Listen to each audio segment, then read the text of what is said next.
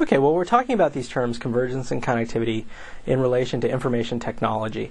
Let me start out by talking a bit about connectivity, which you really have to understand to move on to the term of convergence. In connectivity, what we're talking about is how people connect, how they communicate or receive information. So we're talking about human communications moving forward at a distance from the postal system to telegraphs to telephones to radio and television, right up through the internet and cell phones and satellite communications. Convergence is a term tied up with digital technology. Basically what's happened is everything's been digitized, so all of our communications have become broken down into ones and zeros, digital bits and bytes. And what that allows us to do is to have converging technologies. So we see more and more that your telephone is your music player, and it's also your email client, or it's your internet browser. And the companies that provide a lot of these services are selling us not one service anymore. So the phone company isn't just the phone company.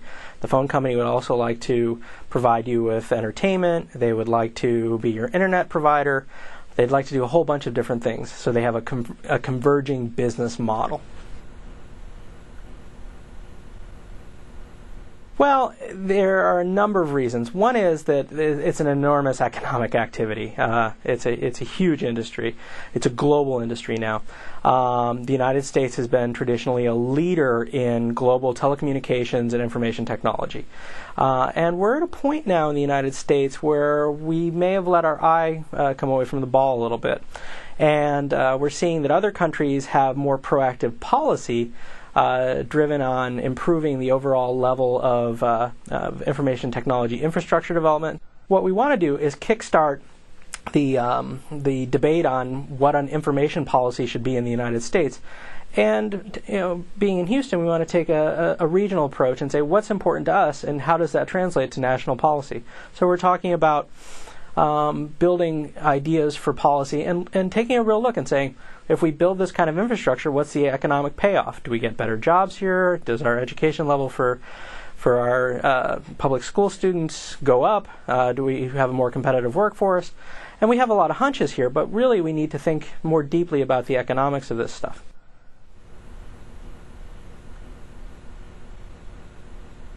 There are a number of global cities now that are very interested in IT as a backbone for activity. You look at a city like Singapore or Dubai, and IT is a huge part of business activity because they want to be brokers for information and services to the world. They're financial capitals, they're moving a lot of data and processing a lot of transactions, which brings them wealth. Houston is a global city in that regard as well. We're the center of the energy industry. There's a lot of economic activity here. The idea is that with an increasing level of IT infrastructure, the level of economic activity can grow as well. The cost to do business here will go down. You look at different countries, and there are other countries that have made it very key part of national policy to have a high level of information infrastructure. When I was in South Korea for New Year, the State of the Union address for the New Year of 2002, the country's president said, "We will become a leader in broadband penetration in my administration." We haven't heard a message quite like that in coming out of Washington recently. So we talk about globalization and outsourcing, and what IT allows. When you talk about big pieces of connectivity, fiber optic connections that go around the world, it allows us to do things like call centers in India and outsourcing technology. And what we've seen from the serious economic reporting is that this outsourcing activity, rather than just taking jobs from the United States, builds an even higher level of economic activity that in fact keeps jobs in the United States and builds jobs elsewhere. So it's not a zero-sum activity. Basically, greater levels of IT penetration allow you to build a larger workforce across the globe doing more things. Well, for internationally, you look at cities, and I lived in Seoul, and Seoul is a place where you are able to use broadband, wireless fidelity internet in the subway while it's going through a subway tunnel at 30 miles an hour. You're also able to go up to a Coke machine and use your cell phone to buy a Coke without any pocket change too. I mean, it's a digital society.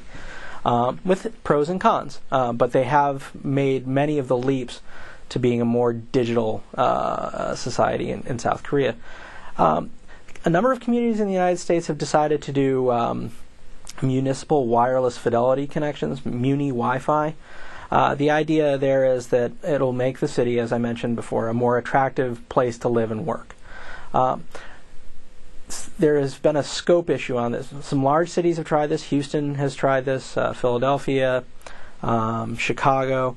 There have been initiatives for big cities to try to bathe their entire region in wireless connection. What we've seen thus far is the smaller the city, the higher the chance, especially if a major university is resident there, that the city will be able to pull off some sort of plan where they provide a wireless internet connection across some area.